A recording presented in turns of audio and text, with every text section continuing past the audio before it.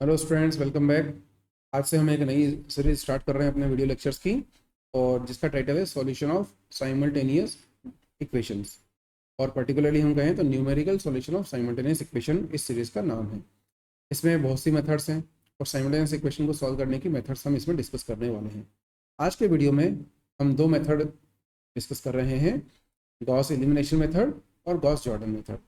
जैसा कि आप स्क्रीन पे देख पा रहे हैं अभी, साइमल्टेनियस इक्वेशन क्या होती है, जिसमें सेट ऑफ इक्वेशंस दिए जाते हैं।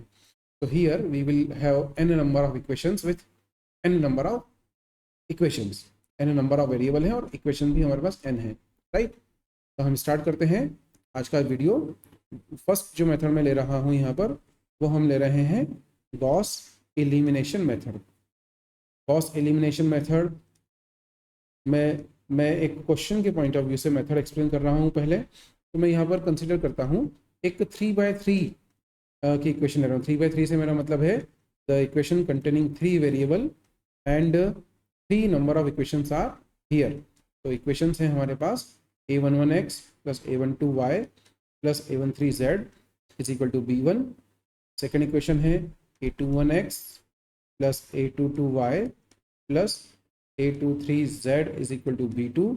और जो थर्ड इक्वेशन है वो है a31x plus a32y plus a33z is equal to b3। ठीक। अब आप अलग अलग बुक्स, अलग अलग ऑथर्स को रिफर करते हैं, तो दो तरह से सॉल्यूशन हमको देखने को मिलता है इन तरह इस इक्वेशन का। एक सॉल्यूशन है जो इक्वेशंस के फॉर्म में आगे बढ़ता है, ठीक है, और दूसरा होता है मैट्रिक्स फॉर्म में। तो मैं यहाँ पर मैट्रिक्स फॉर्म में आपको क्वेश्चन का सॉल्यूशन बता रहा हूँ, जो टाइम सेविंग भी है और बहुत आसानी से आप इसको सॉल्व कर लेंगे।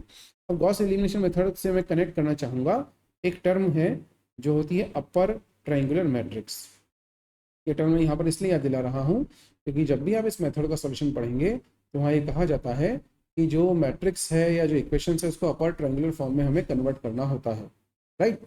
अब अपर ट्राइंगुलर से मतलब क्या है कि ये जो एक्स वाई जेड, अगर आप इसको मैट्रिक्स फॉर्म में रिप्रेजेंट करें, ठीक है, तो सबसे पहले मैं इसको मैट्रिक्स फॉर्म में रिप्रेजेंट करता हूँ जो आपने सीखा हुआ है। हमने पढ़ा हुआ है कि ये जो सेट ऑफ इक्वेशन है, we have considered here 3 set of equations, 3 equations are there. तो इन इक्वेशंस को में हम एक मैट्रिक्स देते हैं ए, इसको कोफिशिएंट मैट्रिक्स आप कह सकते हैं, जिसमें हम वेरिएबल्स के कोफिशिएंट्स को इंक्लोज करते हैं। और जैसे मैंने अब लिखा, फर्स्ट इक्वेशन के जो कोफिशिएंट्स हैं वेरिएबल के, उनको आपने नोट किया, तो वो आप आ जाएगा a11 a12 a13।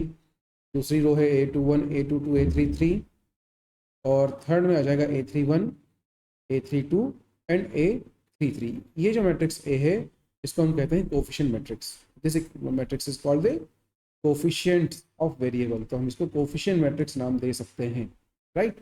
दूसरा एक मैट्रिक्स होता है एक्स या बी मैट्रिक्स हम लें, तो बी मैट्रिक्स है जिसमें हम लिखते हैं b1 b2 b3, ये कॉलम मैट्रिक्स होगा। और इसका नाम होता है, हम इसको बोल सकते हैं कांस्टेंट मैट्रिक्स। कांस्टेंट मैट्रिक्स मतलब कि जो राइट साइड में वैल्यूज दी गई हैं, दिस आर द कांस्टेंट्स। इसके अलावा एक और हम एक मैट्रिक्स कंसिडर करते हैं जिसको हम रिप्रेजेंट करते हैं मैट्रिक्स एक्स से। और एक्स क्या होगा? X is the variable matrix containing the variables of the equations, जिसको हमने नाम दिया वेरिएबल मैट्रिक्स, राइट। अब हम ये जो इक्वेशंस लिखी गई हैं, इन इक्वेशंस को मैट्रिक्स के फॉर्म में कैसे रिप्रेजेंट कर सकते हैं? तो हम यहाँ पर मैट्रिक्स को A X is equal to B के फॉर्म में लिख सकते हैं। जब मैट्रिक्स ए का एक्स में मल्टीप्लाई करके बी से इक्वेट किया जाएगा तो ये सेट ऑफ इक्वेशन हमें मिल जाएगा, राइट। अब हमें जो करना है, गॉस एलिमिनेशन मेथड अप्लाई करना है। तो गॉस एलिमिनेशन मेथड के लिए हम क्या करेंगे, एक मैट्रिक्स है जिसको हम बोलते हैं augmented matrix. Augmented matrix, augmented matrix क्या होगा? जिसमें हम ए और बी दोनों को मर्ज करके लिख देते हैं। आपने रैंक ऑफ मैट्रिक्स का कंसेप्ट पढ़ा होगा, तो रैंक ऑफ मैट्रिक्स जब आप फाइंड करते हैं तो वहाँ पर या सॉल्यूशन के थ्रू इक्वेशन जो सॉल्व किए थे, ऑगमेंटेड मैट्रिक्स का कंसेप्ट वहाँ पर हमने यूज़ किया था।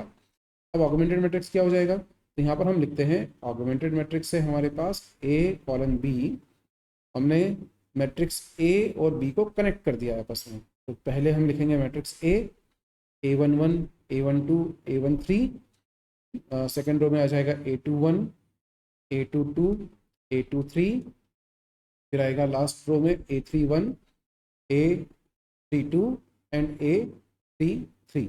इसी के साथ आपने क्या कनेक्ट किया है, हमने कनेक्ट किया है बी को। यहाँ पर हम एक लाइन ड्रॉ कर देते हैं, डॉटेड लाइन जो सेपरेशन को रिप्रेजेंट करती है। यहाँ पर आप बी को लिख देंगे तो B1 B2 B3 means we have connected A with B.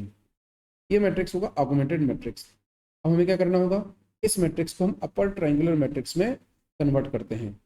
ठीक है, अपर ट्राइंगुलर मैट्रिक्स, इसका मतलब क्या हुआ कि जो डायगोनल एलिमेंट है, अगर आप ए को कंसिडर करते हैं केवल, A11 A22 A33 diagonal position पर आ रहे हैं एलिमेंट, इनके नीचे के एलिमेंट को जीरो करना होगा। लाइक मीन्स अब व्हाट आई वांट टू से, A21 की पोजीशन पर जीरो आना चाहिए, A31 की पोजीशन पर जीरो आना चाहिए और A32 की पोजीशन पर जीरो आना चाहिए। और जीरो ऐसे ही नहीं हो जाएगा, जीरो करने के लिए हमें कुछ ना कुछ एलिमेंट्री ट्रांसफॉर्मेशन अप्लाई करने होंगे। और एलिमेंट्री ट्रांसफॉर्मेशन अप्लाई करने के लिए हम रोज ऑपरेशंस की हेल्प लेंगे ओनली। और जो भी ऑपरेशन अप्लाई होंगे वो सब पूरे रो में सारे कॉलम्स के लिए एप्लीकेबल होंगे, राइट। अब जब आपने सपोज किया कि ये मैट्रिक्स हमारा कन्वर्ट हो गया अपर ट्राइंगुलर में after applying certain elementary transformations, मैं यहाँ मेंशन कर देता हूँ कि अप्लाई एलिमेंट्री ट्रांसफॉर्मेशंस और रो ट्रांसफॉर्मेशंस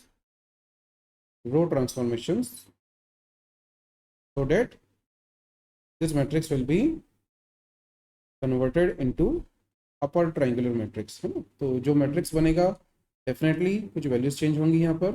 इसको मैं ए बी डैश से रिप्रेजेंट करता हूँ and that matrix can be represented as A11 dash, dash जो लगा रहा हूँ this represent the change in the values of this particular values. तो रो ऑपरेशन अप्लाई किया, definitely there will be some, और ये भी पॉसिबल है कि किसी पोजीशन पर कोई वैल्यू चेंज ना हो, it may also be possible, but generally just for the sake of method I am writing this. ठीक है, यहाँ पर 0 0 क्योंकि हमें अपर ट्रायंगुलर मैट्रिक्स में कन्वर्ट करना है, तो प्रिंसिपल डायगोनल के बिलो जो एलिमेंट्स हैं वो 0 होना चाहिए ना। अब ये जो मैट्रिक्स बना है, again we will convert this into the form of equation. अगर आप यहाँ से इक्वेशंस बनाते हैं तो इक्वेशन के फॉर्म में इनको क्या लिख सकता हूँ, तो I can write this in the form of equation as, ये इक्वेशन बन जाएगी यहाँ से A11 dash x plus A12 dash y plus A13 dash z is equal to B1 dash. Second equation बनेगी A22 dash y is equal to, sorry यहाँ से जो second equation बनेगी वो बनेगी A22 dash y plus A23 dash z is equal to B2 dash. और third equation बनती है A33 dash z is equal to B3 dash, right. अब यहाँ से रिवर्स सब्स्टिट्यूशन करते हुए अब क्या करना, रिवर्स सब्स्टिट्यूशन मतलब यहाँ से आप लास्ट इक्वेशन देखें तो z की वैल्यू में लिख सकता हूँ, z की वैल्यू क्या मिल जाएगी, यहाँ से आप लिख सकते हैं B3 dash upon A33 dash. Similarly y की वैल्यू लिखेंगे तो y की वैल्यू भी हम लिख सकते हैं, y की वैल्यू आ जाएगी यहाँ से B2 dash minus A23 dash z। अब z की वैल्यू आपके पास आ चुकी है और इसकी वैल्यू को हम डिवाइड कर देंगे A22 डैश से। सिमिलरली x की वैल्यू निकालना होगी तो x की वैल्यू क्या आ जाएगी, it will be B1 dash minus A12 dash y minus A13 dash z and that whole will be divided by A11 dash. इस तरीके से रिवर्स सब्स्टिट्यूशन करते हुए हम यहाँ से एक्स वाई जेड की वैल्यू को कैलकुलेट कर सकते हैं। ये जो मेथड मैंने बताई है अभी, ये गॉस एलिमिनेशन मेथड है, राइट। अब इसी को अगर हम कंटिन्यू करें तो मुझे क्या मिल जाएगी, गॉस जॉर्डन मेथड। तो आइए अब मैं पहले गॉस जॉर्डन मेथड का भी थोड़ा सा ब्रीफ आपको बता देता हूँ और उसके बाद में फिर हम एक क्वेश्चन लेते हैं दोनों ही मेथड को समझने के लिए। अब हम बात कर रहे हैं गॉस जॉर्डन मेथड की। This is Gauss Jordan method. Gauss elimination और गॉस जॉर्डन मेथड में बस 2 स्टेप्स का डिफरेंस है, अदरवाइज मेथड में कोई डिफरेंस नहीं है। तो इक्वेशंस है गॉस जॉर्डन मेथड की, हम जल्दी से लेते हैं। इक्वेशंस वही ले रहा हूँ मैं 3/3 की, मेथड एक्सप्लेन करने के लिए जो फिलहाल आपने अभी एलिमिनेशन मेथड के लिए लिखी थी। The same equations I am writing again and जो इक्वेशन है हमारे पास सेम इक्वेशन है a11x plus a12y plus a13z is equal to b1। Second equation है a21 x plus a22y plus a23z is equal to b2। और third equation है a31x plus a32y is equal to a32y plus a33z is equal to b3। This the equation. ठीक है, अब elimination method तक का काम आपको कंटिन्यू करना पड़ेगा। ठीक है, तो एलिमिनेशन मेथड में हमें इसको ले जाना पड़ेगा, continue up to the elimination step. ठीक है, continue up to elimination stage जो आप लाए थे, तो मैं लिख देता हूँ अप टू एलिमिनेशन स्टेज तक का जो सॉल्यूशन था उसको आपको लाना होगा। और मैं इसको मैट्रिक्स के फॉर्म में लिख रहा हूँ। तो अभी जो एलिमिनेशन के बाद में मैट्रिक्स हमें मिला था वो मैं यहाँ नोट करता हूँ, मुझे याद है क्योंकि हमने उसके अपर ट्रायंगुलर मैट्रिक्स में कन्वर्ट किया था। तो मैट्रिक्स बन रहा था a11 dash, a12 dash, a13 dash and b1 dash. यहाँ से था ये 0 था, यहाँ पर this position will be 0। Then next element था a22 dash, a23 dash, b2 dash, 0 0, a33 dash, b3 dash. इतना काम आपका रहेगा, है ना। अब देखिए, अब इसमें चेंज किया गॉस जॉर्डन मेथड में। Gauss Jordan method actually associate है यूनिट मैट्रिक्स से, तो हमें अब इस मैट्रिक्स को यूनिट मैट्रिक्स में कन्वर्ट करना पड़ेगा। यूनिट मैट्रिक्स क्या होता है? यूनिट मैट्रिक्स वो होता है जिसमें डायगोनल एलिमेंट बना जाए। मतलब कि अगर हम बात करें तो अब मैं यहाँ कहना चाह रहा हूँ, जिसमें सर्कल बना रहा हूँ इक्वेशन में, हमें a22, a33 और a33 जो डायगोनल एलिमेंट्स हैं इनको 1 बनाना है और बाकी सारे एलिमेंट जो हैं उनको 0 करना है। It means that in positions पर मुझे चाहिए 1 and rest of the element 0 होना चाहिए। इतना स्टेप करने के बाद हमें क्या करना होगा? Try to reduce this a11, a22, a33 dash into 1। तो स्टेप्स क्या होगी? This a11 dash, a22 dash and a33 dash must be 1। ये 1 होना चाहिए। With the help of elementary operation आप यहाँ अप्लाई कर सकते हैं। ठीक है, यहाँ मैं नोट कर रहा हूँ, अप्लाई सुटेबल रो ट्रांसफॉर्मेशन, राइट। उसके अलावा जब ये 1 हो जाएंगे, देन यूजिंग दिस 1, अब ये मैट्रिक्स आपने 1 कर दिया तो मेरा मैट्रिक्स बन जाएगा कुछ इस तरीके से। इसको मैं लिख रहा हूँ 1, a12 dash, a13 dash, b1 dash, 0 1, a23 dash, b2 dash, 0 0 1 and b3 dash, right. उसके बाद क्या करना होगा? Now apply certain elementary transformation जिसकी हेल्प से आप इन दोनों एलिमेंट्स को 0 बना दें। ठीक है, इस स्टेप पर क्या करना होगा? Try to convert such that a23 dash और a13 डैश क्या हो जाए? 0 हो जाए। दोनों बोथ एलिमेंट्स मस्ट बी 0। जब ये 0 हो जाएंगे उसके बाद क्या करना होगा? उसके बाद हम अप्लाई करेंगे, यहाँ पर ऑपरेशन अप्लाई करेंगे and with the help of this 1 try to reduce a12 dash must be 0। हमें कुछ ना कुछ ऑपरेशन अप्लाई करना होगा जिससे a12 डैश के लिए 0 हो जाए। जब ये दोनों स्टेप्स कंप्लीट हो गई तो हमारा जो एलिमेंट है या जो रिक्वेस्ट रिजल्ट मिलेगा वो क्या बन जाएगा? वो कुछ इस तरह से मिलेगा। It will B 1 0 0। यहाँ पर कुछ ना कुछ पोजीशन पर वैल्यू चेंज हुई होगी। Date can be represented by b1 double dash में लिख सकता हूँ। यहाँ पर आएगा 0 1 0। यहाँ पर कुछ ना कुछ चेंज हुआ होगा। b2 dash 0 0 1 b3 double dash. ठीक है, ये मैंने मेथड एक्सप्लेन की है। अब हम क्या करेंगे? नाउ यहाँ से डायरेक्टली अगर आप इसको इक्वेशन फॉर्म में लिखते हैं तो मैं x की वैल्यू लिख सकता हूँ b1 डबल डैश, y की वैल्यू लिख सकता हूँ b2 डबल डैश और z की वैल्यू हम लिख सकते हैं b3 डबल डैश। दोनों ही मेथड्स यहाँ पर इंक्लूड की है मैंने, राइट। अब मैं बहुत ही जल्दी से एक क्वेश्चन ले रहा हूँ और दोनों ही मेथड उसकी हेल्प से आपको जल्दी से सॉल्व करके बता रहा हूँ। Within 5 minutes we can solve the question. कैसे कर सकते हैं देखिए। अब जल्दी से एक क्वेश्चन में ले रहा हूँ, solve the set of equation given as x plus 2y plus z is equal to 3, and the second equation is 2x plus 3y plus 3z is equal to 10, and 3x minus y plus 2z is equal to 13, right. सबसे पहला काम क्या होगा, equation है हमारे पास, so I will convert this in the form of matrix. तो A X is equal to B के फॉर्म में अगर आप इक्वेशन को लिखते हैं, then I can represent this equation as 1 2 1 2 3 3 3 minus 1 2। X की जगह आ जाएगा वेरिएबल एक्स वाई जेड, तो here we are having the variable X Y Z, column matrix होता है ये, इज इक्वल टू में आ जाएगा कांस्टेंट, द राइट साइड में जो वैल्यूज हैं दीज आर 3 10 एंड 13, राइट। आगे बढ़ने के लिए सबसे पहले क्या चाहिएगा, हमें ऑगमेंटेड मैट्रिक्स चाहिए।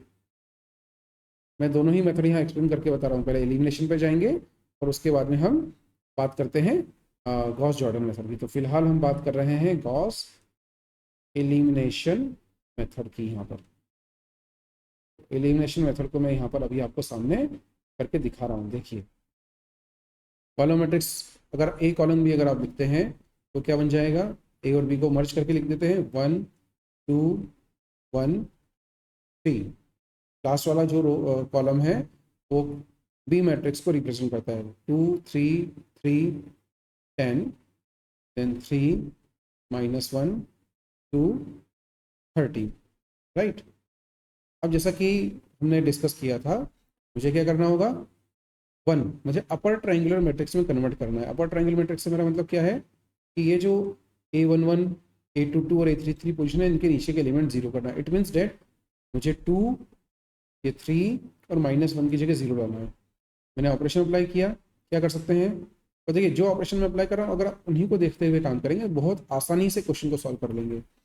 यहाँ पर हम सेकंड रो पर ऑपरेशन अप्लाई कर रहे हैं, तो एक R2 में से अगर आप 2 टाइम्स ऑफ R1 माइनस कर दें तो ये पोजीशन 0 हो जाएगी।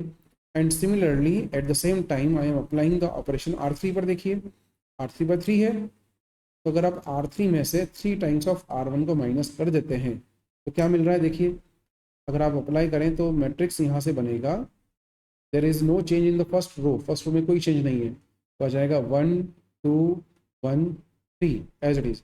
यहाँ पर आपने 2 का मल्टीप्लाई किया, माइनस किया, 2 में से तो 0 हो जाएगा। यहाँ पर 2 का मल्टीप्लाई किया 4 हो जाएगा, ठीक है। एंड 4 को आप माइनस कर रहे हैं 3 में से, 3 माइनस 4, तो यहाँ पर क्या आ जाएगा, माइनस का 1 आप लिख सकते हैं, दिस इज -1। यहाँ पर आपने 2 का मल्टीप्लाई किया 2, 3 माइनस 2 किया तो 1 आ जाएगा। यहाँ पर आपने मल्टीप्लाई किया 2 का, 2 3 6 हो जाएगा, 6 को माइनस किया 10 में से, इट विल बी 4। तो ये आपका सेकंड रो का एलिमेंट आ गया -1 1 4। अब क्या करना होगा, थर्ड रो पे आ जाए। थर्ड रो में ऑपरेशन अप्लाई हो रहा है R3 माइनस 3R1। 3 R3 पर 3 लिखा है, 3 में से 3 टाइम्स ऑफ 1 को माइनस किया, इट विल बी 0। 3 का मल्टीप्लाई 2 में किया, 1 माइनस 1 में से माइनस किया, तो 3 2 6, 6 को माइनस करना -1 में से, दोनों ही टर्म्स नेगेटिव आ गई तो दोनों ऐड हो जाएंगी, -7 आ जाएगा। इस तरह से यहाँ पर आपने 3 का मल्टीप्लाई किया 1 में, 3 1 सा 3, 3 को माइनस किया 2 में से, तो 2 माइनस 3 कर दे तो माइनस का 1 आ जाएगा। यहाँ पर आपने मल्टीप्लाई किया 3 में 3 का, 3 3 9, और 9 को माइनस किया 13 में से, तो यहाँ पर आ जाएगा 13 माइनस 9 इज 4। ये मैट्रिक्स बन गया, ठीक। अब क्या करना है मुझे, अब हमें जो ये पोजीशन है इस पोजीशन पर मुझे चाहिए 0, राइट। 0 करने के लिए अब आप क्या कर सकते हैं, तो यहाँ पर मैं बहुत आसानी से देख रहा हूँ, here I can apply the operation, minus का 7 है, आप एक काम और कर लीजिए थोड़ा सा इजी करने के लिए, R2 में -1 का मल्टीप्लाई कर दें। तो अगर आप R2 में -1 का मल्टीप्लाई करते हैं तो ये सब साइन चेंज हो जाएंगे, ठीक है ना। तो अभी फिलहाल मैं नहीं कर रहा हूँ, मैं -1 ही रख के काम कर रहा हूँ, बट अगर कोई कन्फ्यूजन है तो आप R2 में -1 का मल्टीप्लाई करके यहाँ पर 1 -1 4 लिखकर भी आगे प्रोसीड कर सकते हैं ना। यहाँ पर पोजिशन पे -7 है, 0 चाहिए, तो I can apply the operation at R3। हम अप्लाई करते हैं R3, दोनों के साइन सेम है, -7 टाइम्स ऑफ R2। अगर आप ये ऑपरेशन अप्लाई कर दें तो यहाँ पर देखिए क्या बनता है, नाउ व्हाट आई हैव, तो after applying this operation I can write there is no change in the first 2 rows, first two rows में कोई चेंज नहीं है, तो एज इट इज लिख दीजिए 1 2 1 3 0 -1 1 4, यहाँ पर आ जाएगा 0, यहाँ पर आपने मल्टीप्लाई किया है 7 का, -7 हो गया, और -7 को माइनस करना है तो -7 + 7 हो गया 0 आ जाएगा, राइट। यहाँ पर आपने मल्टीप्लाई किया 7 का, 7 का आपने मल्टीप्लाई किया 7 एंड सब्ट्रैक्ट किया -1 से, तो इट विल बी -8, दोनों साइन माइनस के हो गए हैं। यहाँ मल्टीप्लाई किया 7 से 4 में, 7 4 सा 28, एंड 28 को माइनस किया 4 में से, तो कितना आ जाएगा -24। ये मैट्रिक्स हमारा बन जाएगा, and this is upper triangular matrix. ठीक है, अब यहीं से हमने क्या कहा था, इक्वेशंस फॉर्म कर लेते हैं। तो here what I have the equations as x + 2y + z = 3, दूसरी इक्वेशन बनती है -y + z = 4, थर्ड इक्वेशन बनती है -8z = -24। अब बहुत आसान इक्वेशंस हैं, तो यहाँ से मैं क्या नोट कर सकता हूँ, from here I can note, last equation देखिए, तो z की वैल्यू क्या आ जाएगी, -24/-8 डेट इज 3, z के लिए 3 आप यहाँ रख दीजिए इक्वेशन नंबर 2 में। ठीक है, तो माइनस y की वैल्यू कितनी मिल जाएगी, मैं लिख सकता हूँ यहाँ से y = -y = 4 - z, 4 - 3 किया तो वैल्यू कितनी आ गई 1, और y की वैल्यू क्या आ जाएगी, हम लिख सकते हैं यहाँ से y = -1। ठीक, अब हमारे पास z की वैल्यू आ गई है, y की वैल्यू भी आ गई है, put here in equation number 1, reverse substitution अभी हम कर रहे हैं। तो x की वैल्यू क्या हो जाएगी 3 - 2y, तो y की वैल्यू -1 आ रही है, ये +2 हो जाएगा, z की वैल्यू 3 है, यहाँ से 3 माइनस हो जाएगा, फाइनली आपको मिल जाएगा। तो फाइनली हम आंसर लिख सकते हैं अपना, the value of x = 2, y = -1 and z = 3। This are our answer by elimination method. ठीक, अब अगर जॉर्डन मेथड कही जाए, देखिए जॉर्डन मेथड भी बड़ी आसान है। अब जैसे मैंने बताया था अभी आपको कि जॉर्डन मेथड में एलिमिनेशन तक की स्टेप्स तो कॉमन रहती हैं। अब मैं यहीं पर आपको एलिमिनेशन मेथड को, जॉर्डन मेथड को भी करके दिखा रहा हूँ, देखिए जरा बहुत ही जल्दी से जॉर्डन मेथड की तरफ बढ़ रहे हैं।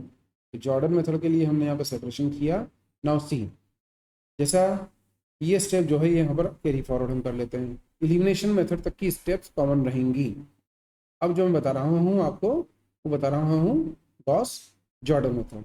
तो ये स्टेप अपने यहाँ कैरी फॉरवर्ड की, तो हमारे पास जो इक्वेशंस आई थी 1 2 1 3 0 -1 -4, ये यहाँ तक का काम किया। अब अकॉर्डिंग टू द जॉर्डन मुझे डायगोनल पे चाहिए +1। ठीक, तो हम क्या करेंगे, सबसे पहले यहाँ -8 है, तो मैं यहाँ पर ऑपरेशन अप्लाई करता हूँ एट R3 मल्टीप्लाइड बाय -1/8। अगर ऐसा कर देंगे तो यहाँ 1 हो जाएगा, और रिजल्टेंट मैट्रिक्स में यहाँ लिखता हूँ, तो रिजल्टेंट मैट्रिक्स आ जाएगा मेरे पास 1 2 1 3 0 -1 1 4, और चेंज कहाँ हो रहा है, R3 पर हो रहा है। क्या चेंज हो रहा है, मल्टीप्लाई किया -1/8 से, तो प्लस का 1 आ जाएगा, यहाँ पर प्लस का 3 आ जाएगा, राइट। अब क्या करना होगा, अब हमें ये जो दोनों एलिमेंट्स हैं, मतलब हमको डायगोनल एलिमेंट के ऊपर के एलिमेंट 0 करना है, तो so now I have to convert this elements into 0। मैं क्या करूँगा, हम यहाँ पर अप्लाई कर सकते हैं एक ऑपरेशन R3 की हेल्प से। तो मैं यहाँ पर अप्लाई कर रहा हूँ एट R1 -R3 कर दीजिए, और साथ ही साथ R2 पर भी R2 - R3 कर देते हैं। दोनों ऑपरेशन एक साथ अप्लाई कर रहे हैं। तो व्हाट वी हैव नाउ 1 2, अब देखिए ये दोनों फर्स्ट 2 कॉलम के एलिमेंट 0 है थर्ड रो में, तो यहाँ पर कोई चेंज नहीं होगा, इसलिए 1 2 आ गया, 1 में से 1 माइनस किया 0 आ जाएगा, 3 में से 3 माइनस किया तो यहाँ पर 0 आ जाएगा। फिर यहाँ 0 -R1 - R3 कर रहे हैं, R2 - R3 करना है, 0 -1 में से 0 माइनस किया -1, 1 में से 1 माइनस किया तो यहाँ 0 आ जाएगा, 4 में से 3 माइनस किया तो 1 आ जाएगा, यहाँ पर बचेगा 0 0 1 3। ओके, अब क्या करना है, अब हमें ये जो पोजीशन है यहाँ पर चाहिए +1, और सेकंड रो का जो diagonal element this should be +1। तो यहाँ पर हम अप्लाई करते हैं ऑपरेशन R2 में मैं मल्टीप्लाई कर देता हूँ -1 का। So what I am doing now, R2 में R2 -1 का मल्टीप्लाई कर दिया। तो we have now this is 1 2 0 0। यहाँ से आप लिखिए, तो ये आ जाएगा 0 1 0, -1 का मल्टीप्लाई किया तो -1 आ जाएगा। यहाँ से हम लिखेंगे 0 0 1 एंड दिस इज 3। मुझे यहाँ पर ये जो पोजीशन है A12 की, मतलब कि ये जो 2 एलिमेंट आ रहा है, डेट एलिमेंट मस्ट बी 0। अब हमें इसको 0 बनाना है। इसको 0 बनाने के लिए अब हम क्या करेंगे, टू कन्वर्ट दिस इनटू 0 हम R2 की हेल्प लेंगे and I can apply the operation at R1